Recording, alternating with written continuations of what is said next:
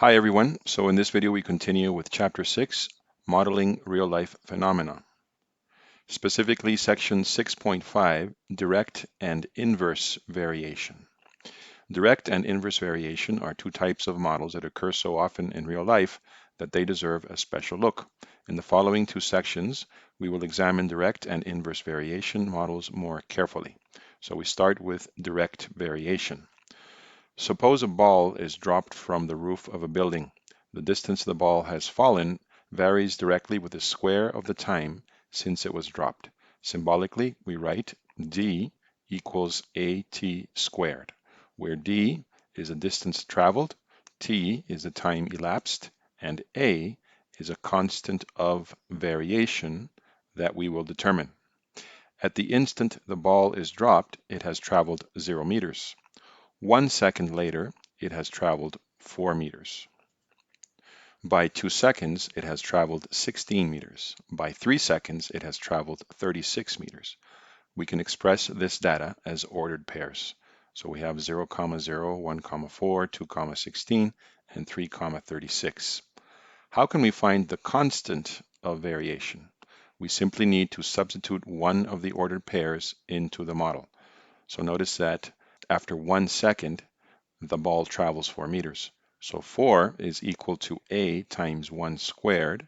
Therefore, a is equal to 4. Therefore, the direct variation model is d equals 4t squared. To be sure, we can check the other points for agreement, and they do work. Notice that 2 yields 16 and 3 yields 36. So direct variation models are simplified polynomial models of the form y equals ax to the n, where n is an integer and n is greater than 0. The constant a is sometimes called the constant of variation. In common usage, direct variation is often only used to refer to linear direct variation models where y is equal to a times x. Here we use a broader definition as shown in the key fact box. So let's take a look at example 6.14. And it says the cost C of a phone call varies directly with the length of the call M in minutes. A recent 5-minute phone call cost $0.60 or 60 cents. Part A, write a direct variation model for this situation. So that means that we have a data point, right? It means that after 5 minutes, the cost of the call is 0.60. So in this case, we can say that the cost is going to equal a constant A times the minutes. Since we know that for $0.60, the amount of minutes is 5, then we can solve for A. So notice that here we get that A is equal to 0.12. Therefore, our model is going to be C, the cost, is equal to 0.12 times M, the minutes. For part B, they say, use your model to predict the cost of a 7-minute phone call. So this is simply going to be the cost is equal to 0.12 times 7, which is going to give us $0.84 or 84 cents. For C, they say find the length of a call that cost $1.56. So that means that 0.12 times M equals 1.56. And then M is simply going to be 1.56 divided by 0.12. And this is going to give us that M is equal to 13 minutes. And then for D, it says write down the cost per minute for phone calls. Well, this is obviously going to be $0.12 as we found out right from the beginning. So let's continue with example 6.15, and it says the volume of a sphere varies directly with the cube of the radius of the sphere. You are given that a sphere with a radius of 14 centimeters has a volume of 11,500 centimeters cubed to 3 significant figures. Part A, find a direct variation model. So we know that the volume is going to equal a constant A times the radius cubed. And we know that in the case from the header of this example, 11,500 centimeters cubed is equal to A times 14 cubed. So if we send this to divide, we're going to get that A is equal to 4.19, and this is to 3 significant figures. So our model is going to be V is equal to 4.19 times the radius cubed. For part B, they say use your model to find the volume of a sphere with a radius of 7 centimeters to 3 significant figures. So this is simply going to be V is equal to 4.19 times 7 cubed. And then here we get that the volume is equal to 1,437.17, which we can round to 3 significant figures. So that would be 1,440 centimeters cubed. Part C.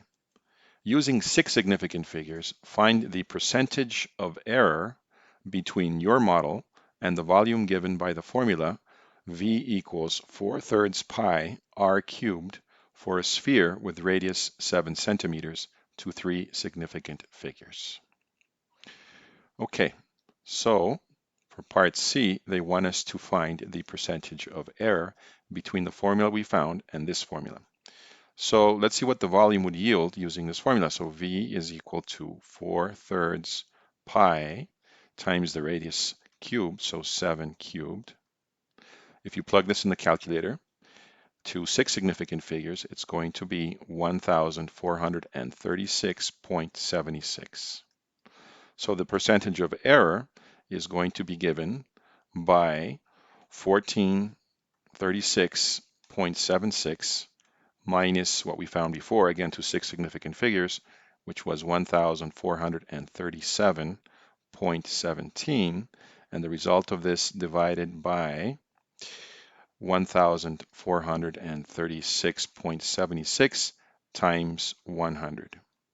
If you plug this into the calculator, you're going to get that the percentage of error is very small. It's only going to be 0.0285% to 3 significant figures. So now we continue with inverse variation. Suppose you want to hire a DJ for a party. The cost of the DJ is $500 for the night. To cover the cost, you plan to sell tickets. What price should you set for the tickets based on how many tickets you think you will sell? This is a case of inverse variation because the more tickets you sell, the lower the price per ticket can be in order to cover the cost of hiring the DJ. Consider a few data points. If you only sell one ticket, then the ticket price will need to be $500 to cover costs, but it would be a lonely party. If you can sell 2 tickets, then each one can be $250, party for 2. If you sell 10 tickets, then each one is going to be 500 divided by 10, $50. For 20 tickets, each one is going to be 500 divided by 20, $25. Aha! We have already developed the model without even thinking too hard about it. To cover costs, the ticket price is the total cost divided by the number of tickets you can sell. Symbolically, P is equal to 500 divided by N, where P is a ticket price and N is the number of tickets you must sell. This produces an interesting graph as shown in figure 6.28. Price per ticket varies inversely with the number of tickets sold. Notice that in figure 6.28, the graph approaches but does not intersect the horizontal axis. So notice that it starts at 500 and then it starts going down and it approaches 0 as the number of tickets sold increases, but without ever reaching 0. This makes sense because as we sell more and more tickets, we could reduce the price per ticket. But if we give the tickets away for free, we can't possibly cover the cost of the DJ. in this example, we can rewrite our model using a negative exponent. So notice that this is equal to P equals 500 times n to the negative 1. This leads us to the definition of inverse variation models shown in the key fact box right here. Notice that the only difference between direct and inverse variation models is the sign of the exponent. So direct variation has a positive sign for the exponent, and inverse variation has a negative exponent. So now let's take a look at example 6.16. And it says the weight of an object varies inversely with the square of the distance from the center of the Earth. At sea level, 6,370 kilometers from the center of the Earth, an astronaut weighs 600 newtons. Part A, find a model for the weight of the astronaut based on the distance from the center of the Earth. So that means that the weight is going to equal a constant A divided by the distance squared, because it varies inversely with the square of the distance from the center of the Earth. So using the data they gave us, we know that 600 has to equal A divided by 6,370 squared.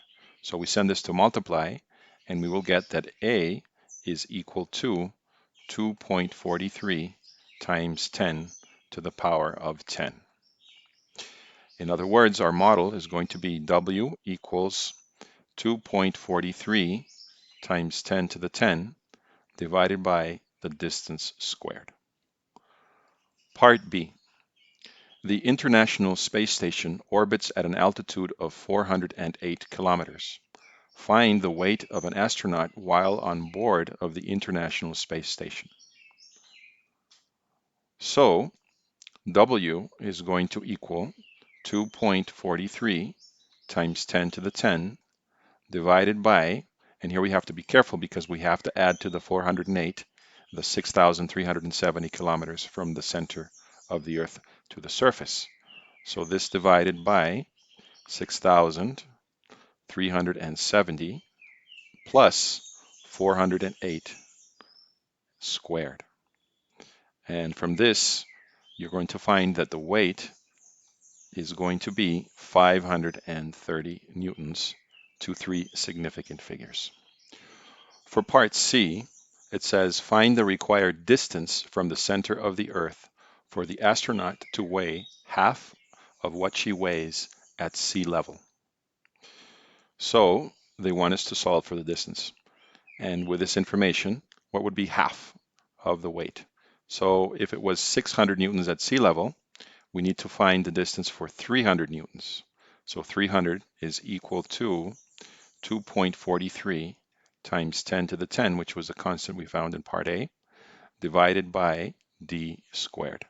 So notice that we can send d squared to multiply and then send 300 to divide, and we end up with d squared is equal to 2.43 times 10 to the 10 divided by 300.